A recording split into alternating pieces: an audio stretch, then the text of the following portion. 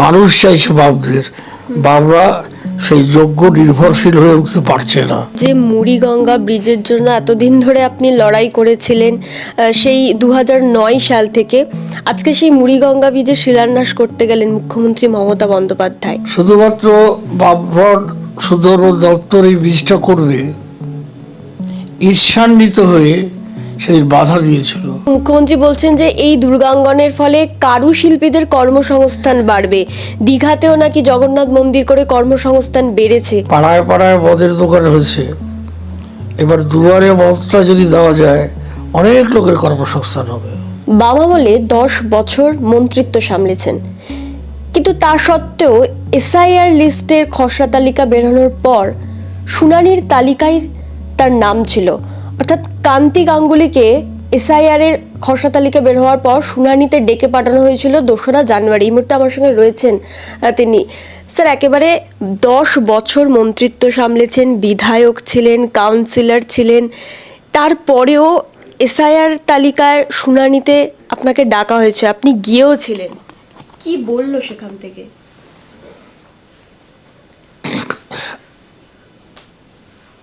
দেখো, এসআইআর যখন হয়, কে মন্ত্রী ছিল, কে রাষ্ট্রপতি ছিল, কে মুখ্যমন্ত্রী ছিল, বিষয়টা তা না। এসআইআর এর নথিপত্রে যে ধরনের ডকুমেন্টগুলো প্রয়োজন সেগুলো সবাই ঠিকমতো আছে কিনা, বানান ভুল আছে কিনা, সবটা নিখুঁতভাবে দেখা হয়, এত আধুনিকভাবে। সুতরাং আমাকে ডেকেছে, তার জন্য কোনো দুঃখ নেই আমার। আমি মনে করি সুনাগরিক হিসেবে আমার রেসপন্সিবিলিটি নির্বাচন কমিশনকে স্যাটিসফাই করা। আমি সেই চোখে দেখি। এত বড় একটা দেশ, এত লোক সংখ্যা, এর যদি এসআইআর করতে হয়, খুব কঠিন কাজ, নিখুঁত করাটাও কঠিন। তথাপি যে প্রচেষ্টা চালাচ্ছে সহযোগিতা করা উচিত, কংক্রিট সাজেশন দেওয়া উচিত। কিন্তু ডিস্ট্রাকটিভ অ্যাটিটিউড দিয়ে কথা বলাটা ঠিক হচ্ছে না। তৃণমূল একটা ডিস্ট্রাকটিভ অ্যাটিটিউড দিয়েছে, বিজেপি উল্টো দিক থেকে একটা আতঙ্কের পরিবেশ তৈরি করছে, এসব বিভিন্ন রোহিঙ্গা বহিঙ্গা এসব নাম দিয়ে। এগুলো ঠিক হচ্ছে না। আমি মনে করি প্রত্যেকটি রাজনৈতিক দলকে সহযোগিতা করা, গঠনমূলক প্রস্তাব থাকলে দেওয়া। একটা নিখুঁতভাবে যদি এসআইআর হয়, ন্যাশনাল ইন্টারেস্ট সার্ভ করবে। প্রতি 20 বছর অন্তর হয়, কিন্তু 2002 সালে তো এই গোলমাল হয়নি। তবে এসআইআর এর যারা দায়িত্বে আছে, নির্বাচন কমিশন, আর একটু পরিকল্পনা মাফিক সময় দিয়ে যদি কাজটা করতেন, আরো নিখুঁত করার স্কোপটা বাড়ত। আমি এখনো মনে করি সবাইকে সাহায্য করা উচিত। আপনাকে কি কারণে ডাকা হয়েছিল? মানে কোনো ডকুমেন্টসে ভুল ছিল নাকি অন্য কোনো কারণে? ওদের ব্যাচ করছিল না, ম্যাচিং প্রবলেম ছিল।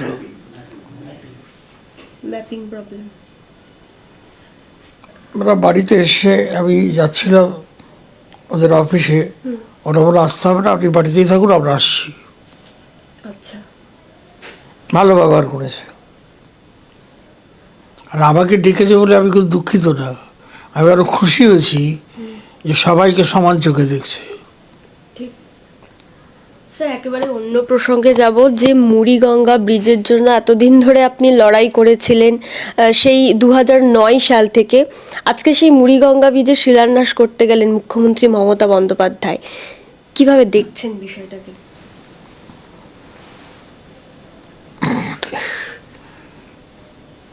এতদিনে হয়ে যেত, রাজ্য সরকারের টাকা লাগতো না,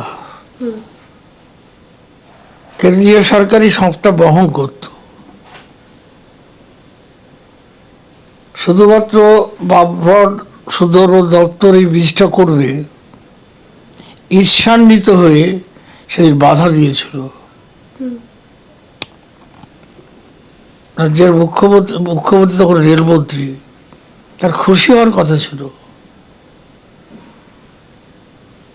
সেদিন বাধা দিলেন।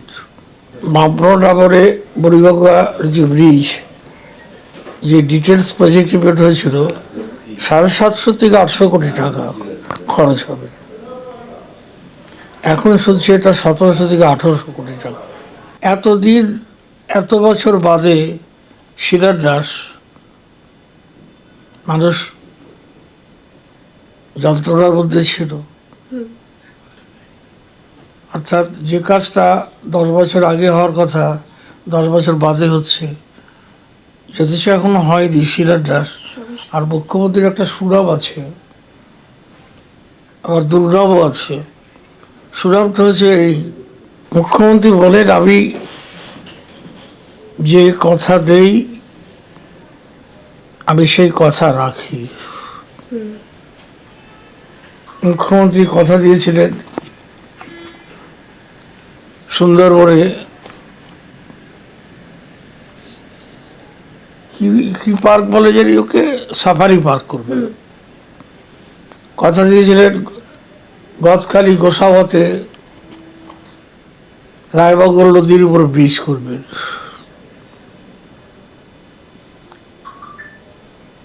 ক্যারিকে মাত্রা নদীর উপর রেল লাইন টানবে, তখন রেলমন্ত্রী।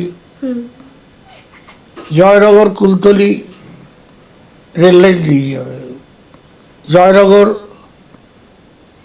রায়দিঘি রেল লাইন নিয়ে যাবে, সব শিলান্যাস হলো।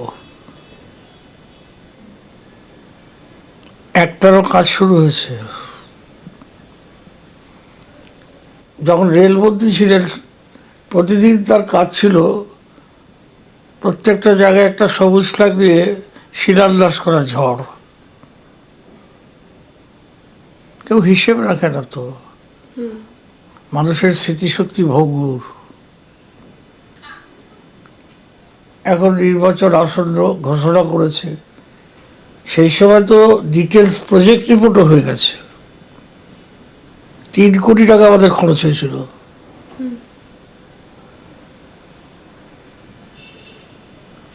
আমি দেরিতে হলো, এটা হোক, নির্দিষ্ট সময় হোক, আর 5টা প্রতিশ্রুতির মতো যেন প্রতিশ্রুতি না হয়, শিলান্যাস না হয়। আশা করছি সরকার এই কাজটা সবাইকে নিয়ে দ্রুততার সঙ্গে করবেন। সাগরের জীবনযাত্রা স্তব্ধ হয়ে যাবে, যতদিন যাবে মানুষের যন্ত্রণা বাড়বে। যত দ্রুত করতে পারবে যন্ত্রণা লাঘব হবে। এটা মুখ্যমন্ত্রী মমতা বন্দ্যোপাধ্যায়ের ভোটের আগে এই সাগরের মানুষের থেকে ভোট আদায় করার কোনো নতুন পরিকল্পনা নয় তো? দেখুন, সাগরে বিদ্যুৎ আমরাই নিয়ে গেছি, শুধু সাবস্টেশন। সাগরে যখন বিদ্যুৎ নিয়ে যাওয়ার কথা হয় তখন আমাদেরকে বলেছিল ভাওতা দিচ্ছে, মিথ্যা প্রতিশ্রুতি। টাওয়ারের মাধ্যমে তো বিদ্যুৎ ওখানে গেল। শেষে তিনি একটা সাবস্টেশন হয়েছিল, সেটার উদ্বোধন করতে গেলেন।